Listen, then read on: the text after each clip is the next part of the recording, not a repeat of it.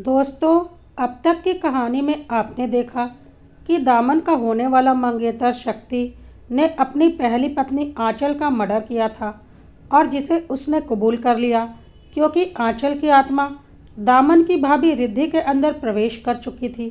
लेकिन किसी को समझ में नहीं आ रहा था कि जिससे दूर दूर तक रिद्धि का कोई लेना देना नहीं था और ना ही जिसे कोई जानता था, उसकी आत्मा आखिर रिद्धि के शरीर में कैसे प्रवेश कर गई थी।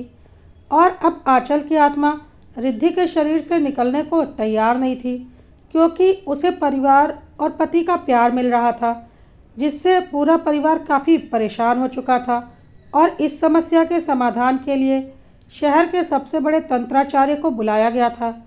आइए देखते हैं अब आगे क्या हुआ। तंत्राचार्य को जब दामन ने बताया कि हम लोग ब्यूटी पार्लर गए थे, उसके बाद से ही रिद्धि भाभी का यह हाल है, तो तंत्राचार्य ने पूछा कि ब्यूटी पार्लर में तुम लोगों ने क्या करवाया था। इस पर दामन ने जो जवाब दिया सुनकर तंत्राचार्य को समझ में आ गया कि कैसे इतनी बुरी तरह से रिद्धि के शरीर को आंचल की आत्मा ने जकड़ लिया है और उस पर हावी हो गई है, क्योंकि रिद्धि ने खुद उसे अपने शरीर में प्रवेश होने का रास्ता दिया है और ऐसा रास्ता प्रदान किया है कि वह आसानी से रिद्धि के शरीर में समा गई है। दामन ने बोला, मैंने तो नॉर्मल सा हेयर कट और मेकअप करवाया था, लेकिन रिद्धि भाभी के बाल बहुत ही ज़्यादा झड़ रहे थे, जिसकी वजह से वह काफ़ी पतले हो गए थे और अच्छे नहीं दिख रहे थे।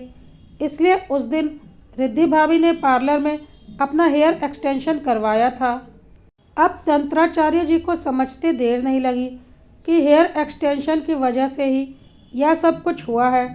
तंत्राचार्य जी ने रिद्धि के हेयर एक्सटेंशन वाले बालों को छू कर देखा तो उन्हें बहुत आसानी से समझ में आ गया कि यह हेयर एक्सटेंशन के बाल ही रिद्धि की तबाही के कारण हैं, क्योंकि बाल बहुत ही संवेदनशील चीज़ होती है और बालों के जरिए आत्माएं आसानी से शरीर में प्रवेश कर सकती हैं। और यहाँ तो रिद्धि ने खुद ही आंचल की आत्मा को रास्ता दे दिया था। तंत्राचार्य जी को समझते देर नहीं लगी कि हेयर एक्सटेंशन में इस्तेमाल किए गए नकली बाल आंचल के बालों से बनाए गए हैं, क्योंकि वह एक्सटेंशन आंचल के बालों से बने हुए हैं। तो जैसे ही वह एक्सटेंशन रिद्धि ने अपने बालों में फिट करवाया, आंचल की आत्मा को खुद ब खुद एक रास्ता मिल गया और वह बहुत आसानी से रिद्धि के शरीर में प्रवेश कर गई। बल्कि तंत्राचार्य जी को यह भी समझते देर नहीं लगी कि हेयर एक्सटेंशन बनाने के लिए इस्तेमाल किए गए बाल आंचल के जीवित रहते नहीं निकले हैं, बल्कि उसके मृत शरीर पर से उन बालों को निकालकर उनसे यह एक्सटेंशन बनाया गया है। इसलिए उन बालों पर आंचल की आत्मा बुरी तरह से समाई हुई थी, क्योंकि उसका कोई अंतिम संस्कार तो हुआ नहीं होगा और शायद वह हेयर एक्सटेंशन भी चीन में ही बना होगा और सप्लाई के दौरान यहाँ आ गया होगा। और दुर्भाग्यवश वह एक्सटेंशन उसी पार्लर में था जहाँ रिद्धि ने अपना हेयर एक्सटेंशन करवाया था। इसीलिए आंचल की आत्मा ने रिद्धि के शरीर को बुरी तरह से जकड़ लिया था। जब तंत्राचार्य जी ने पूरे परिवार को यह कारण बताया कि कैसे इतनी दूर से आंचल की आत्मा रिद्धि के शरीर में प्रवेश कर चुकी है और उसका कारण क्या था, सबके होश उड़ गए।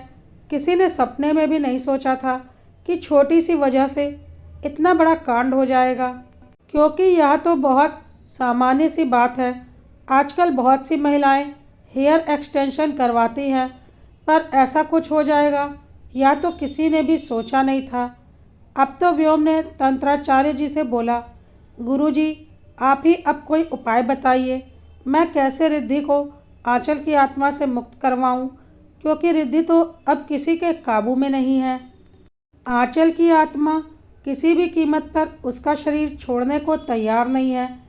तंत्राचार्य जी ने बोला, देखो, या किसी ने जादू टोना करके रिद्धि को काबू में नहीं किया है, बल्कि रिद्धि ने खुद अपना शरीर एक दुखी आत्मा को प्रदान किया है और वह आत्मा रिद्धि के शरीर में आकर शांति का अनुभव कर रही है। उसे वह सुख मिल रहा है जो उसे कभी नहीं मिला था। इसलिए वह इतनी आसानी से रिद्धि के शरीर को नहीं छोड़ेगी। अब रिद्धि के शरीर को आंचल की आत्मा से मुक्त करवाना मेरे बस की बात नहीं है। यह सुनकर व्योम, दामन और रिद्धि के सास ससुर और माँ बाप सब बहुत परेशान हो गए और बोले, आपके बस की बात नहीं है तो हम क्या करें, आप ही कुछ उपाय बताइए। तंत्राचार्य जी ने बोला, देखो, अब अगर कोई कुछ कर सकता है तो वह सिर्फ और सिर्फ ईश्वर कर सकते हैं। मैं तो सिर्फ वही रास्ता दिखा सकता हूँ जो मुझे सही लग रहा है। व्योम ने बोला, गुरुजी, आप बताइए मुझे क्या करना होगा। मैं सब कुछ करने को तैयार हूँ। मैं रिद्धि को इस तरह से मरते हुए नहीं देख सकता, क्योंकि आंचल की आत्मा ने साफ साफ कह दिया था कि वह किसी भी कीमत पर रिद्धि के शरीर को नहीं छोड़ेगी, और अगर उसे ज़बरदस्ती शरीर से निकालने की कोशिश की गई तो वह रिद्धि की जान ले लेगी, और अगर जल्द से जल्द रिद्धि के शरीर को आंचल की आत्मा से मुक्त नहीं करवाया गया तो रिद्धि की जान खुद ब खुद चली जाएगी, क्योंकि एक शरीर दो दो आत्माओं का भार नहीं सहन कर सकता, और यह एक सामान्य बात नहीं होती, बल्कि इस ब्रह्मांड के नियमों के खिलाफ होती है। तंत्राचार्य जी ने बोला, देखो, मुझे जो भी समझ में आ रहा है इस समस्या के समाधान के लिए वह मैं तुम लोगों को बताता हूँ। मेरे ख्याल से तुम लोग रिद्धि को लेकर तिरुपति बालाजी चले जाओ और वहाँ जाकर रिद्धि के बालों का चढ़ावा चढ़ाओ। ईश्वर बड़े से बड़े संकट को टाल सकते हैं। मुझे पूरा यकीन है जब रिद्धि के सिर से वह शापित बाल निकल जाएंगे तो खुद ब खुद आंचल की आत्मा रिद्धि के शरीर से निकल जाएगी। लेकिन आंचल की आत्मा बहुत ही शक्तिशाली हो चुकी है, इसलिए हमें कोई भी रिस्क नहीं लेना चाहिए।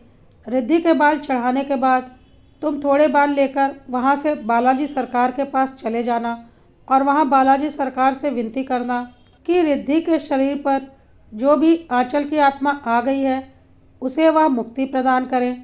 मुझे पूरा यकीन है कि तिरुपति बालाजी और बालाजी सरकार की शक्ति के सामने आंचल की आत्मा कुछ नहीं कर सकती। उसे रिद्धि का शरीर छोड़कर जाना ही पड़ेगा, और साथ ही साथ उसे मुक्ति भी मिल जाएगी जो कि आज तक भटक रही है। और हाँ, उसके बाद तुम लोग उन बालों का अंतिम संस्कार पूरे विधि विधान से कर देना ताकि आंचल की आत्मा को शांति मिल सके। मुझे पूरा यकीन है ऐसा करने से आंचल की आत्मा मुक्त हो जाएगी और रिद्धि ठीक हो जाएगी। व्योम ने बोला, ठीक है गुरुजी, आपने जैसा बोला है मैं वैसा ही करूँगा, लेकिन रिद्धि तो हमारे काबू में ही नहीं है, हम उसे लेकर कैसे जाएंगे।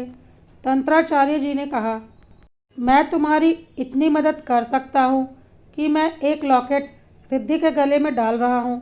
जब तक यह लॉकेट रिद्धि के गले में रहेगा आंचल रिद्धि के ऊपर हावी नहीं हो पाएगी। लेकिन हाँ, यह मत समझना कि रिद्धि उससे मुक्त हो गई है, उसे मुक्त केवल ईश्वर ही कर सकते हैं। व्योम और उसके घर वालों ने गुरुजी का बहुत बहुत धन्यवाद कहा और गुरुजी का आशीर्वाद लेकर रिद्धि को लेकर तिरुपति बालाजी और बालाजी सरकार के लिए निकल पड़े। और जैसा जैसा उन्होंने कहा था वैसा वैसा सब उन लोगों ने पूरी श्रद्धा के साथ किया, और सच में रिद्धि धीरे धीरे ठीक हो रही थी। आखिर में व्योम ने आंचल के बालों का पूरे विधि विधान के साथ अंतिम संस्कार कर दिया और आंचल की आत्मा को मुक्ति मिल गई। रिद्धि आंचल की आत्मा से पूरी तरह से मुक्त हो चुकी थी, क्योंकि ईश्वर ने अपना चमत्कार दिखा दिया था, और साथ ही साथ आंचल की आत्मा भी सुकून के साथ अपनी दुनिया में जा चुकी थी। व्योम और उसका पूरा परिवार रिद्धि को सही सलामत लेकर अपने घर वापस आ चुका था, लेकिन किसी ने सपने में भी नहीं सोचा था एक छोटे से हेयर एक्सटेंशन की वजह से ऐसा भी हो सकता है। व्योम और उसके घर वाले एक तरफ तो बहुत दुखी थे कि उनकी बहू रिद्धि के साथ इतना बड़ा हादसा हो गया, लेकिन दूसरी तरफ उन्हें इस बात का सुकून भी था कि अगर यह सब कुछ नहीं होता तो उनकी बेटी दामन एक गलत लड़के के साथ ब्याह दी जाती जिसने अपनी पहली पत्नी का पैसों के लिए कत्ल किया था। क्या पता वह दामन को भी पैसों के लिए मार डालता। दामन उसके चंगुल में फंसने से बच चुकी थी, सिर्फ और सिर्फ रिद्धि और आंचल की वजह से। लेकिन हाँ, इतना बड़ा हादसा हो जाने के बाद रिद्धि और उसके घर वालों ने कान पकड़ लिए थे कि कुछ भी नया 1000 बार सोच समझकर करेंगे, खास करके किसी बाहरी चीज़ को अपने शरीर में जगह देने से पहले, क्योंकि आंचल की मृत्यु भारत में नहीं, चीन में हुई थी और रिद्धि वहाँ से बहुत दूर भारत में उसका शिकार हुई थी, जो कि एक अविश्वसनीय बात थी, लेकिन ऐसा हुआ था। दोस्तों, अगर कहानी पसंद आई हो तो कड़वा सत्य को लाइक, फॉलो और सब्सक्राइब करना ना भूलें।